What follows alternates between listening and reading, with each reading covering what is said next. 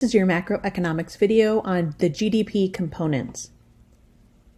In the last videos, we talked about how GDP is calculated. So there's all of these sales going on in the US economy, and some of those things are calculated into the US's GDP, and other things are not counted. But once they have all of these sales and transactions, the government then calculates them into one of four components. These components are based upon who the purchaser of the good was. So GDP, remember, is total spending on things made in the United States. And the four components are consumption.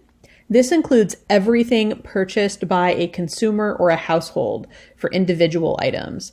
This could be food, this could be things going on in the house, this could be insurance or things that families in general need. This is by far the largest portion of the US GDP, around 72% of our total economy. The second category is investment. Investment means spending by businesses. So remember, sometimes a business is the end user of a product.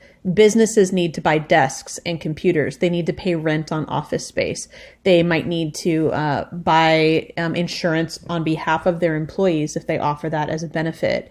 These are things that the business purchases and they keep. They do not then resell that to a consumer. So this would also include things like capital equipment.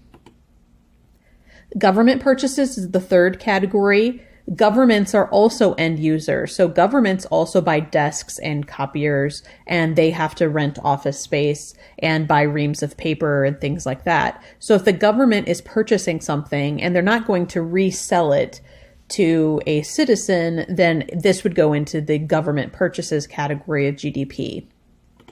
The last category is net exports. Net exports are exports minus imports. Remember, things made in the United States, which are shipped to a foreign country and then bought by foreigners, those are exports, and those are good for our GDP because we made that stuff here, and therefore when we sell it to a foreigner, we get the money. But imports are bad for GDP because imports are made in a foreign country and bought by Americans. So that means American dollars are being shipped back to the country where the production happened. So net exports is exports minus imports. This category is what's remaining of the goods that we sell to foreigners and therefore make money on. The US imports way more than it exports. So typically for the United States, net exports is negative. We buy a lot more things from other countries than they buy from us. So if you add all of these components together, C, I, G, and NX, that equals Y. In economics, GDP stands for Y, or Y is how we denote GDP.